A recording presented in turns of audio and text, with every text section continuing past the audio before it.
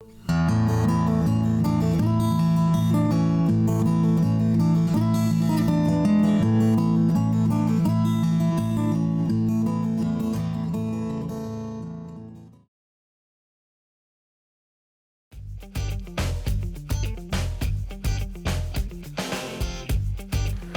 tie an RS2 now. An RS2 is a great little mayfly emerger, really simple pattern, and you can vary the colors up to anything that's in your dubbing drawer.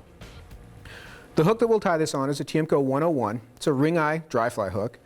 There's no reason that you can't tie this on a down eye dry fly hook. It's just always looked more right to me being on the ring eye hook. So that's purely subjective. We do like a light wire hook so we can fish it up a little bit in the water column or down. With the lighter wire hook we can also fish it dry. The thread that we'll use is 8/0 gray. The tail is going to be white microfibbets. The abdomen and thorax will be gray superfine dubbing. And for the wing, we're going to use some white Antron. I'm going to show you how to prep this also so that it makes the tying a little more intuitive and a little easier to use. So I'll start with that step. I'm going to cut off just a small section about as wide as that card of this Antron yarn. And I'm going to make a wing blank out of this. So what I'll do is I'm going to grab this by the end and I'll take a lighter and I'll melt the end and pinch it and let go. The key word there being let go. If you pinch it and hold on to it, it'll burn you. So now I've got a wing blank, and what that'll do is I can tie this wing in and clip it off and do it on a dozen flies and get a dozen flies out of this one little stump rather than have it fall apart after every 3 flies. So that's just a little more efficient use of your time and material. So I've got my wing blank set, I've got my hook in the vise, and I'm going to start the thread. Now on this fly, I started the thread on everything else with a very short tag in that I kind of call a quick start. On this fly, I'm going to purposely leave a long tag. I'm going to start the thread at about the 75 or 80% point, and I'm leaving a long 2 or 3 inch long tag of thread here. I'm going to wrap back over this to the bend, but I want to keep this piece of thread centered on top of the hook. So as I wrap, I'm going to slightly offset this to my near side so my thread torque squares it up on top of the hook. Once I'm all the way back to the bend, I'm going to grab 2 of these white tailing fibers and square them up. I'm going to measure these about 1 to 1.5 hook shanks long. I'll lay these in at the bend, and I'll lay them in at a slight angle here and catch them with just a couple turns of thread so that they're square on top of the hook. The back end is what I'm worried about. I really don't care where these front ends go. We're going to wrap over the butt ends. I'm going to use my thumbnail to press these tails up a bit and separate them. And I'm going to use this tag into the thread that we saved earlier to pull between those tails to help keep them separated as we tie the rest of the fly.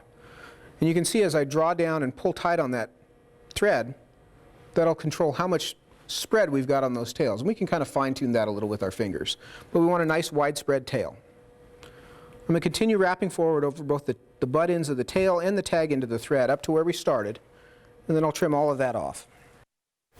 Now we're going to dub our abdomen. So I'm going to use just a little bit of dubbing wax and a very thin strand of dubbing. We're on a size 20 fly here, so that's the amount of dubbing I'm using. It hardly shows, and that's about appropriate. We want to keep this fly really skinny, really thin, with very little bulk to it. I'll put just a tiny bit more on there. Because most of our bulk is going to come from the thread. We just want a little bit of fuzz from the dubbing. I'm going to work back using the bare thread between the end of the dubbing strand and the hook to get back to the bend.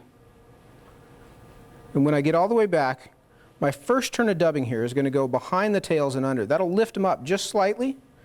The next turn right in front of the tails. And then I'm going to work forward from there. Just one thin layer of dubbing all the way up to the 80% point.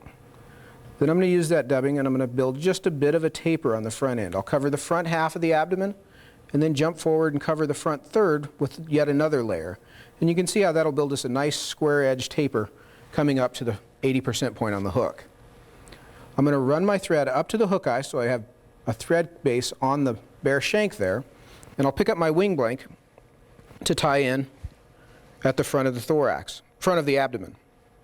I'm going to trim the butt ends of this Antron as square as I can get them. I'll lay these in on top of the hook and I'll tie these down with a pinch wrap. A pinch wrap, I'm going to hold the material on top of the hook and I'll pinch both the shank and the material in my fingertips. I'm going to bring the thread above the hook and tuck the thread strand right between my fingertips. I'll drop the thread on the far side of the hook. Inside my fingers I'll have that little loop of thread. The idea being that I can hold that loop of thread and let it draw down to the material on top rather than make it push the material around the hook. So in real life, this is what this looks like. I'm going to draw my thread toward me just to hold some tension on it.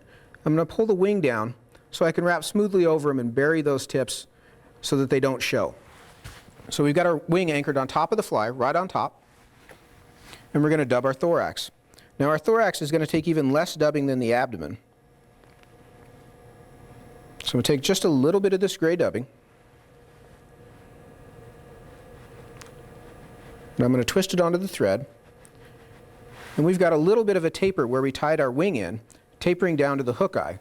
So again, rather than starting that dubbing at the top of that hill and working toward the eye where it'll all want to bunch up, we want to work this dubbing from just behind the index point up to the base of the wing and then forward again. And that'll let each turn of dubbing hold the next turn of dubbing in place. And I want to end up with bare thread right behind the eye of the hook. I'll whip finish the thread there, tighten it down, and clip it. And now to trim the wing, I'm going to set my scissors right across the middle of the hook eye. And I'm using curved blade scissors here, so I've got to make sure I'm on a straight portion of those blades. And I want to cut absolutely perpendicular to the hook shank. If you set your scissors in at an angle either way, you'll end up with a short side to your wing and a long side. So you want to make sure that you're perpendicular. I'll pull the wing forward, lay my scissors in, and trim the wing into just a short little stub.